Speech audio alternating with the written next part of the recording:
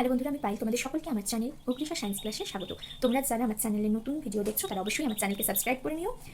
9, 10, 11, 12 মাধ্যমিক দেবে যারা, নিট পরীক্ষার প্রস্তুতি নিচ্ছ, সরকারি চাকরির জন্য প্রস্তুতি নিচ্ছ, যেখানে জেনারেল সায়েন্স রয়েছে, নার্সিংয়ের জন্য প্রস্তুতি নিচ্ছ, তারা সকলেই আমার চ্যানেল থেকে উপকৃত হবে। মানে আমি ক্লাস 9-এ তোমাদের প্রথম অধ্যায় পড়াতে শুরু করেছি। এগুলো হলো বেসিক সরকারি চাকরি থেকে। এই 9, 10 থেকেই কিন্তু প্রশ্ন আসে, সেজন্য তোমরা অতি অবশ্যই 9, 10-এর ভিডিওগুলো দেখো। আমি ক্লাস 9 জীবনতার বৈচিত্র্য পড়াতে শুরু করেছি। হায়ারকি পড়াচ্ছিলাম আগের দিন, আজকে পড়াবো জীবের 5টা রাজ্য। তো হায়ারকিতে আমি যেটা একটা বলতে ভুলে গেছিলাম, আধুনিককালে বিজ্ঞানী এখনকার বিজ্ঞানী যিনি আছেন সিমসন 21টা ধাপ, এই যে একক 7টা লিনিয়ার 7টা বলেছেন, তো সিমসন 21টা ধাপের কথা বলেছে। আর আইসিবিএন মানে international code of botanical nomenclature. Botanical nomenclature মানে উদ্ভিদ জগতের যে আমরা নামকরণ করছি সেটা ইন্টারন্যাশনাল কোড হিসেবে করা হচ্ছে। এটা পুরো ফুল ফর্ম হচ্ছে ইন্টারন্যাশনাল কোড অফ বটানিক্যাল নোমেনক্লিয়েচার। তারা 24টা ধাপের কথা বলেছে।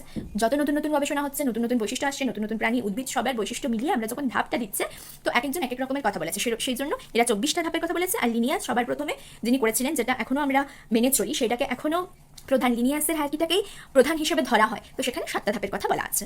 এবারে আমরা যেটা শুরু করব সেটা হচ্ছে কি জীবের 5টা রাজ্য, 5 কিংডম অফ লাইফ। 5টা রাজ্য সম্পর্কে বলেছে হুইটেকার। তিনি কি বলেছেন না, 5টা রাজ্য হলো মোনেরা, প্রোটিস্টা, ছত্রাক, প্ল্যান্টি, অ্যানিমালিয়া। ঠিক, মেন 5টা রাজ্যতে ভাগ করেছে। এবার 5টা রাজ্যের কি হিসেবে ভাগ হয়েছে শ্রেণীবিন্যাসটা না, বিভিন্ন জীবকে পারস্পরিক সাদৃশ্য ও বৈসাদৃশ্যের ভিত্তিতে পৃথক পৃথক গোষ্ঠীতে ভাগ করাকেই বলা হচ্ছে শ্রেণীবিন্যাস। এবারে আলাদা আলাদা বৈশিষ্ট্য হিসেবে আলাদা আলাদা রাজ্যকে যে 5টা ভাবে ভাগ করেছি, কিছু বৈশিষ্ট্য হিসেবেই ভাগ করেছি। সব থেকে নিম্ন স্তরের প্রাণী যারা, তারা হলো মোনেরা। সেটা অনেক পুরনো আদি প্রাণী আমরা বলতে পারবো, এটা প্রোক্যারিওটিক কোষ। ঠিক আছে, তারপরে উন্নত ধরনের প্রাণী আসতে শুরু করলো যখন এককোষী, প্রোটিস্টা সেটা এককোষী, কিন্তু এরা যদি এটা তোমাদের বলে এককোষী ইউক্যারিওটিক কোষ, ঠিক আছে, এরা এককোষী কিন্তু ইউক্যারিওটিক, সেটা হলো প্রোটিস্টার থেকে যতটা আছে সবাই ইউক্যারিওটিক। ঠিক, মানে নিউক্লিয়াস আসতে শুরু হলো, তাহলে প্রোটিস্টা। তারপরে হচ্ছে ছত্রাককে বলা হয় ফাঙ্গি, প্ল্যান্টি মানে প্লান্ট উদ্ভিদ জগৎ, অ্যানিমালিয়া অ্যানিমাল জগৎ। এবারে এই যে শ্রেণীবিন্যাসটা আমরা করেছি, তাদের পুষ্টি হিসেবে জীবের বাস্তুতন্ত্র, সে তারা জলে রয়েছে না স্থলে রয়েছে না বায়বীয় জায়গায় রয়েছে, সেই হিসেবে জাতিজনিত ভিত্তি হিসেবে, জীবের গঠনের জটিলতা হিসেবে, তাদের রিপ্রোডাকশন বংশগতি প্রজননের পদ্ধতি দেখে আমরা 5টা রাজ্যে ভাগ করেছি। ঠিক আছে, এবারে মোনেরা কি বলছে, এরা এককোষী প্রোক্যারিওটিক আণুবীক্ষণিক, কোষ প্রাচীরে পেপটাইডোগ্লাইকেন থাকে। কোষ প্রাচীর কি না, নিম্ন শ্রেণীর কিছু কিছু জীবের ক্ষেত্রে আর উদ্ভিদের ক্ষেত্রে কোষ পর্দার বাইরের জীবাণু থেকে বাঁচানোর জন্য, ঠিক আছে, কোষকে সুরক্ষিত রাখার জন্য কি থাকে না, কোষ পর্দা এরকমভাবে থাকে। সেটা উদ্ভিদ আর কিছু কিছু নিম্ন শ্রেণী প্রাণীদের ক্ষেত্রে প্রোক্যারিওটিক কোষে দেখতে পাওয়া যায়। তো এই যে কোষ পর্দাটা রয়েছে, কোষ পর্দা যেটা রয়েছে, কোষ পর্দাতে প্রোটিন আর ফ্যাট থাকে। ঠিক আছে, প্রোটিন আর ফ্যাট, লিপিড, এগুলো কোষ পর্দায় থাকছে। কিন্তু এই যে কোষ প্রাচীরটা রয়েছে, যেটাকে সেল ওয়াল বলবো, এটা হলো কি কোষ প্রাচীর। এই কোষ প্রাচীরের মূল যে উপাদান যেটা দিয়ে তৈরি হয় কোষ প্রাচীরটা, সেটাকে বলা হয় পেপটাইডোগ্লাইক্যান। ঠিক আছে, কোষ প্রাচীরটা। আর কোষ পর্দাতে মেনলি কি থাকে, মেন প্রোটিন আর লিপিড থাকছে। ঠিক, তাহলে এদেরও এটা কোষ প্রাচীর দেখতে পাওয়া যায় নিম্ন শ্রেণীর প্রাণীদের আর উদ্ভিদদের ক্ষেত্রে। প্রাণীদের কিন্তু কোষ প্রাচীর থাকে না। এদের পুষ্টি প্রক্রিয়া স্বভোজী বা পরভোজী। এবার পুষ্টি প্রক্রিয়া স্বভোজী পরভোজী মানে কি, স্বভোজী, মানে হলো নিজেরাই নিজেদের খাদ্য তৈরি করতে পারে, যেমনি গাছ, কিছু কিছু ব্যাকটেরিয়া রয়েছে, নিরাবসবুজ শৈবাল রয়েছে। পরভোজী মানে অন্যের দেহ থেকে পুষ্টি নিচ্ছে। এই পরভোজী আবার কতগুলো ভাগে ভাগাচ্ছে। একটা হচ্ছে মৃতজীবী মানে যারা কি করে না, মৃত গলিত উদ্ভিদ বা প্রাণী দেহ থেকে যদি পুষ্টি নেয়, তাদেরকে বলবো যেসব জীব, তাদের মৃতজীবী বলা হয়। পরজীবী মানে কি, মানে যেমনি স্বর্ণলতা, অন্য উদ্ভিদের গায়ে তারা এমনি গুটি গুটি স্বর্ণলতাটা হচ্ছে। এবার স্বর্ণলতাটা পুষ্টি নেয় কাদের থেকে, যেই উদ্ভিদকে আশ্রয় করে রয়েছে তার থেকে পুষ্টিটা নিচ্ছে। ফলে কি হয় না, ওই যেই উদ্ভিদের উপর ভর করে ওই স্বর্ণলতাটা রয়েছে, তাহলে কি হচ্ছে না, ওই উদ্ভিদ থেকে পুষ্টি নিচ্ছে বলে ওই উদ্ভিদ যে পোষক, যে উদ্ভিদটা আছে সেই মেন উদ্ভিদটাকে বলা হয় পোষক, তার গায়ে স্বর্ণলতাটা রয়েছে, তাহলে পোষক উদ্ভিদটা ক্ষতিগ্রস্ত হয়। আর যে পরজীবী, যে থাকছে স্বর্ণলতা উদ্ভিদটা, সে কিন্তু উপকৃত হচ্ছে। সেই রকম পুষ্টিকে বলা হয় পরজীবী। মিথজীবী মানে হলো না, দুটো ভিন্ন প্রজাতির জীব, তারা পরস্পর থাকছে, দুজনেই কিন্তু দুজনের থেকে লাভবান হচ্ছে, পুষ্টি গ্রহণ করছে। যেমনি লাইকেন, সেখানে ছত্রাক আর শৈবাল থাকে।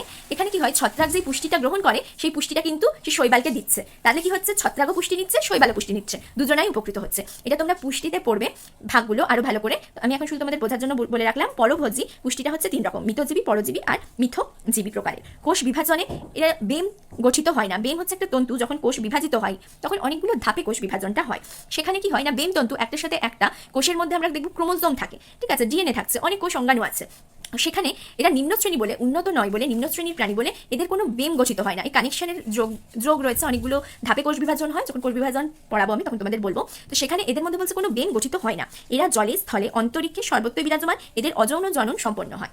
যৌন জনন হয় না মানে, অযৌন জনন মানে কি, জীবদেহের বাইরে অপত্যটা সৃষ্টি হচ্ছে। কিরকম ভাবে, যেমনি জলজ কোনো নিম্ন শ্রেণীর উদ্ভিদ রয়েছে, সেখানে ডিম্বাণু বা শুক্রাণুগুলো জলে ভেসে যাচ্ছে, সেই জলে ভেসে গিয়ে দুজনে মিলে অপত্য তৈরি করলো, ঠিক সেরকম ভাবে সেটা, এই পদ্ধতিটাকে বলা হয় অযৌন জনন। যেমনি কি উদাহরণ দিয়েছে মনেরার মধ্যে ব্যাকটেরিয়া, মাইক্রোপ্লাজমা, নীলাভ সবুজ শৈবাল। ঠিক, এবার প্রোটিস্টা। প্রোটিস্টার বৈশিষ্ট্য কি, এরা এককোষী। প্রোটিস্টা মনে রাখবে, প্রোটিস্টা এককোষী, নিউক্লিয়াস থাকে মানে ইউক্যারিওটিক কোষ। এরা এককোষী এবং উপনিবেশ গঠনকারী ইউক্যারিওটিক প্রকৃতির। কোষে পর্দা ঘেরা কোষ অঙ্গাণু দেখতে পাওয়া যায়। ইউক্যারিওটিক কোষ মানে কোষটা উন্নত মানের হচ্ছে, নিউক্লিয়াস থাকছে। এদের পুষ্টি প্রক্রিয়া স্বভোজী বা পরভোজী হতে পারে। বেশিরভাগই জলজ ও প্লাঙ্কটন গঠনকারী। ডিএনএতে হিস্টোন প্রোটিন থাকে।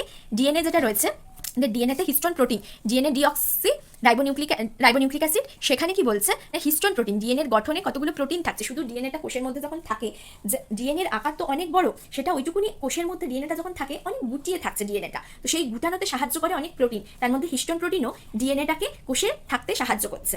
এবারে এদের অযৌন যৌন জনন দুটোভাবেই সম্পন্ন হতে পারে। উদাহরণ কি, ইউগ্লিনা, অ্যামিবা, প্যারামিসিয়াম ইত্যাদি। এবারে ফাঙ্গি মানে ছত্রাক। এরা এককোষী, বহুকোষী, সব রকমই হতে পারে। অনুসূত্রাকার, এই যেরকম দিয়ে দিয়েছে মিউকর, এটা একটা ছত্রাক, এরকম হতে পারে। অনুসূত্রাকার এখানে দেখো এরকম দাগ আছে, ব্যাঙের ছাতা যেগুলো আমরা দেখতে পাই আসলে ছত্রাক। কোষ ইউক্যারিওটিক প্রকৃতির। কোষ প্রাচীরে কাইটিন নির্মিত। কোষ প্রাচীর যেটা ছিল, মনে রাখতে কোষ প্রাচীরে পেপটাইডোগ্লাইকেন ছিল, এদের ক্ষেত্রে কি থাকে, কাইটিন। কাইটিন একটা রাসায়নিক পদার্থ, এদের কাইটিন দ্বারা নির্মিত। এদের পুষ্টি প্রক্রিয়া মিতজীবী, পরজীবী, মিথজীবী মানে প্রত্যেকটাই এরা হলো পরভোজী। ফাঙ্গিটা নিজেদের স্বভোজী নয়, কারণ ব্যাঙের ছাতা আমরা অনেক সবাই দেখি, ব্যাঙের ছাতাটা সাদা হয়, সবুজ, এদের রঞ্জক পদার্থ থাকে না, তাই নিজেদের খাদ্য নিজেরা তৈরি করতে পারে না। পুষ্টির ব্যাপারে পুরোপুরি অন্যের উপর নির্ভরশীল। এরা মৃত জৈব বস্তুর উপর জন্মায়। দেহে কলা গঠিত হয়নি। এদের সঞ্চিত খাদ্যবস্তু হলো গ্লাইকোজেন। দেহে যে খাদ্যটা এরা গ্রহণ করছে, সে গ্লুকোজ তৈরি করে তোমাদের সালোক সংশ্লেষে গাছ, সেই অনেকগুলো গ্লুকোজ অণু একসঙ্গে যুক্ত হয়ে তৈরি করে গ্লাইকোজেন। এরা খাদ্য সঞ্চয় করে রাখে গ্লাইকোজেনে। এদের রেণুর সাহায্যে অযৌন পদ্ধতিতে জনন সম্পন্ন করে। উদাহরণ ইস্ট, মিউকর, পেনিসিলিয়াম ইত্যাদি, এগুলো ফাঞ্জির মধ্যে পড়ছে। এবার দেখো কি প্লান্ট। এরা বহুকোষী, ইউক্যারিওটিক প্রকৃতির, সবুজী, নিশ্চয়ই সবুজ রঞ্জক পদার্থ এদের থাকে। এরা স্থলজ, জলজ, সমুদ্রের কিনারায় বসবাসকারী। এদের দেহে কলা গঠিত রয়েছে, কোষ কলা বিভিন্ন রকমের দেখতে পাওয়া যায়, যেমন ভাজক কলা থাকে। এদের কোষ প্রাচীর সেলুলোজ নির্মিত। এবার প্লান্ট, উদ্ভিদ যারা রয়েছে, এদের কোষ প্রাচীরে কি আছে, সেলুলোজ, এগুলো মনে রাখবে। ফাঙ্গিদের ছিল কাইটিন, মনে রাখছিল পেপটাইডোগ্লাইকেন। এদের আবার কি রয়েছে, এদের সেলুলোজ। উদ্ভিদের ক্ষেত্রে যেমনি শৈবাল হচ্ছে স্পাইরোভাইরা, মস, পোগোনেটাম, ফার্ন, ডায়াপটেরিস। ঠিক আছে, এই সমস্ত উদাহরণগুলো। আর কোষ প্রাচীর কি দ্বারা নির্মিত, আর সবহজী হয়, পুষ্টি হয় কিনা, প্লান্ট এটা তো তোমরা উদ্ভিদ বলতেই পারবে, এটা সবহজই হচ্ছে। তো এগুলো তোমাদের উদাহরণ। আর কোষ প্রাচীর নির্মিতটা মনে রেখো, আর পুষ্টিটা। আর প্রোটিস্টা থেকে শুধু মনে রাখা হলো প্রোক্যারিওটিক, বাকি সমস্ত হচ্ছে তোমার ইউক্যারিওটিক সেলের মধ্যে পড়ছে। প্রোটিস্টাটাই শুধুমাত্র এককোষী ইউক্যারিওটিক, বাকি ফাঞ্জি থেকে কিন্তু বহুকোষ আসতে শুরু হয়েছে। ঠিক আছে, এরপরে যখন আমরা যেটা দেখবো আমরা, সেটা হচ্ছে অ্যানিমালিয়া বলতে কি বোঝাচ্ছে, এরা বহুকোষী, ইউক্যারিওটিক প্রকৃতির। মানুষ কল্পনা করে নাও, কোষে কোষ প্রাচীর থাকে না এবং কোনো বড় ভ্যাকুয়াল থাকে না, প্লাস্টিক থাকে না। এই ভ্যাকুয়াল, কোষ প্রাচীর, প্লাস্টিক, এটা যখন আমরা কোষের আকার দেখবো, এগুলো সম্পর্কে আমি আরো ভালোভাবে বলবো। প্লাস্টিক যেটা রয়েছে সেটা উদ্ভিদ দেহে দেখতে পাওয়া যায়, প্রাণী দেহে দেখতে পাওয়া যায় না। ভ্যাকুয়ালও যেটা রয়েছে সেটা উদ্ভিদ দেহে দেখতে পাওয়া যায়, প্রাণী কোষে দেখতে পাওয়া যায় না। এরা পরভোজী পদ্ধতিতে পুষ্টি সম্পন্ন করে, আমরা নিজেদের খাদ্য তৈরি করতে পারি না। জলজ, স্থলজ, স্বাধীনজীবী এবং পরজীবী রূপে বাস করে। ঠিক, দেহে কলা, অঙ্গতন্ত্র, আমাদের সমস্ত কিছুই রয়েছে। খুব সুসংগঠিত প্রাণী হিসেবে অ্যানিমালিয়াটা রয়েছে, উন্নত ধরনের। কয়েকটি প্রাণী ছাড়া এরা গমনে সক্ষম। কিছু নিম্ন শ্রেণীর প্রাণী আছে, তারা গমন করতে পারে না, তারা ছাড়া সবাই কিন্তু গমনে সক্ষম। উদাহরণ কি, পরিফেরা, সাইকন, অঙ্গুরিমাল, কেঁচো, সন্ধিপদ চিংড়ি, কম্বোজ শামুক, কণ্টকতকি, তারা মাছ। এবারে আমরা পরের দিন উদ্ভিদের শ্রেণী বিন্যাস পড়বো, ক্লাসিফিকেশন, কিভাবে ক্লাসিফিকেশন করেছি আমরা। ঠিক, তাহলে আজকে এত দূরই থাক।